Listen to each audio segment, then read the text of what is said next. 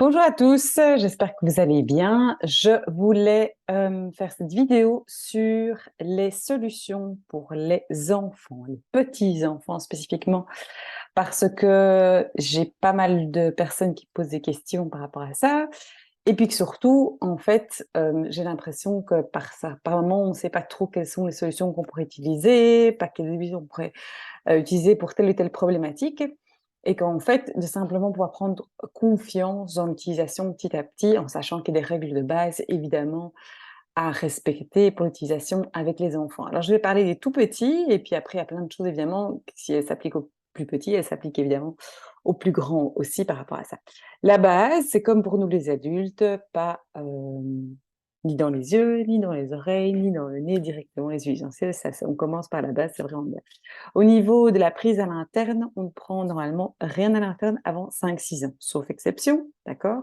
Mais sachez que ça, c'est les règles de base. On dilue toujours sur la peau avec une huile végétale porteuse, alors ou encore grasse, ça peut être une crème neutre, ça peut être une huile végétale quelle qu'elle soit, coco, jojoba, argan, voilà, ce que vous avez, ce que vous voulez.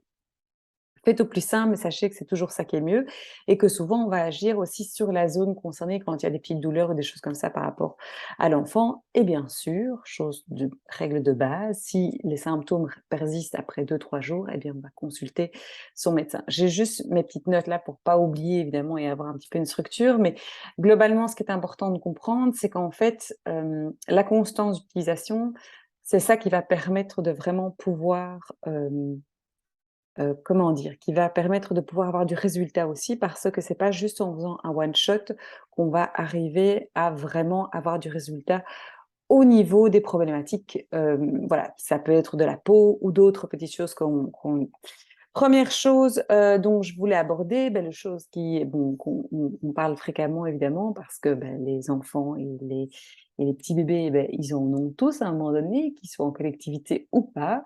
C'est tout ce qui est petits microbes, petits rhumes et cetera. Et donc là, les premières solutions à utiliser, alors ça va être le Roll-on Stronger qui est super bien fait parce qu'il est déjà prêt à l'emploi, dilué et donc vous pouvez directement l'appliquer sur la plante des pieds ou le long de la colonne vertébrale, ou pour celles qui ont ou celles et ceux qui ont le kit de base, donc c'est-à-dire les kits des 10 huiles essentielles, eh bien, les huiles qu'on peut utiliser qui vont stimuler les défenses naturelles des enfants et les aider à combattre et à fortifier un peu leurs petits soldats, eh bien, ça va être le citron, le frankincense et le titri arabraté, d'accord? Et donc, on peut venir mettre une goutte de chaque dans un roll-on de 10 millilitres, dilué avec de l'huile végétale et utiliser ça sur la plante des pieds ou le long de la colonne vertébrale. Le but, évidemment, que l'enfant ne prenne pas, si dans cette période où il fait les pieds, vous mettez plutôt le long de la colonne vertébrale. Ça, c'est très bien pour venir vraiment stimuler. Et c'est mieux de répéter 3-4 fois par jour que de juste le faire une fois le matin et puis se dire, ça cosy, c'est fait comme ça. Alors, pour tout ce qui est irritation de la peau, vous le savez évidemment, ça va être la lavande qui est la première à utiliser. Maintenant, par exemple, on avait parlé il y a pas longtemps, il y a eu, des petits boutons de varicelle, chez un de mes proches et donc la chose à utiliser, en tout cas qui est conseillée par une naturopathe, c'est le tea tree et puis la lavande. Parce que le tea tree va aider un peu à désinfecter, l'endroit et la lavande va calmer, en fait, tout ce qui est irritation. La lavande, c'est un peu, quelque chose qui va vraiment calmer tout ce qui est irritation au niveau de la peau, donc c'est pareil, c'est la même chose quand on a des piqûres d'insectes, ça va être tea tree pour désinfecter et puis la lavande directement après. Idéalement, on n'utilise pas ça pur. Maintenant, à partir d'un certain âge, je dirais que la lavande, s'il y a une petite goutte pure, parce que vous avez rien d'autre, vous n'avez pas de quoi diluer, il n'y a aucun stress de le faire comme ça aussi. Et le titri peut avoir une petite légère sensation de fraîcheur, évidemment, que l'enfant peut trouver un peu désagréable, mais pour le reste, rien de dramatique non plus au niveau de ce que ça peut faire. Mais donc, tout ce qui est petit coup de soleil, brûlure, petite irritation, petit bouton de chaleur qu'on peut avoir par endroit, la lavande, c'est vraiment l'apaisante la plus parfaite. C'est un peu l'huile, genre des mamans. Donc, c'est le truc à utiliser qu'on peut faire comme ça aussi. Tout ce qui est mal au ventre, colique, eh bien, ou autre petit inconfort qu'on peut avoir, hein, évidemment. Alors, le tameur, le mélange tameur ici, qu'on peut évidemment venir rouler dans le sens des aiguilles d'une montre sur le ventre, autour du nombril, si c'est un peu des soucis pour aller à la toilette, par exemple. Si c'est dans l'autre sens, que c'est trop fréquent, eh bien alors on va plutôt aller dans l'autre sens, le sens inverse d'une montre. Ça, j'ai appris pour essayer d'un peu d'enrayer, de calmer le système. Donc ça aussi, pareil, de nouveau, la constante, ça va être le secret.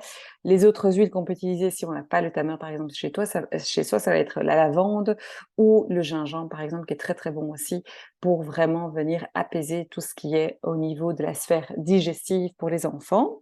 Alors, pour tout ce qui est bosse et bleu, on a la petite crème magique que j'ai pas ici, qui est le Correctix, mais qu'on peut venir à partir d'un certain moment. Sinon, on a le Rescuer. Le Rescuer, de nouveau, c'est un petit roll-on comme ça, de la gamme enfant, qui est très très bien pour venir calmer tout ce qui, voilà, pour être petit bobo, etc., qu'on peut avoir. C'est vraiment pour toutes les douleurs du corps. Donc même aussi tout ce qui est douleur de croissance quand les enfants sont un peu plus grands et que vers 4-5 ans, ils commencent à avoir un peu mal en dessous des jambes ou dans les articulations, Rescuer à passer là aussi, ça c'est très très bien pour venir soutenir.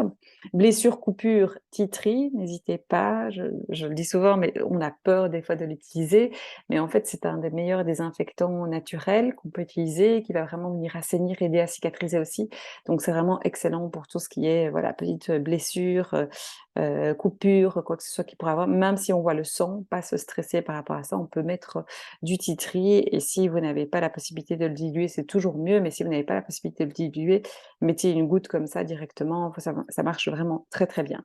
Piqûre d'insectes, j'ai déjà parlé et alors pour tout ce qui est plutôt, parce que j'essaye de faire un peu vaste, mais en tout cas avec les problématiques les plus fréquentes qu'on rencontre, quand les enfants sont un peu énervés et ont du mal à s'endormir, des choses comme ça, la première chose, c'est d'abord voir chez nous. Et puis après, il y a peut-être aussi à comprendre que eux, ils ont quelque chose à dire, qu'il y a un inconfort XY.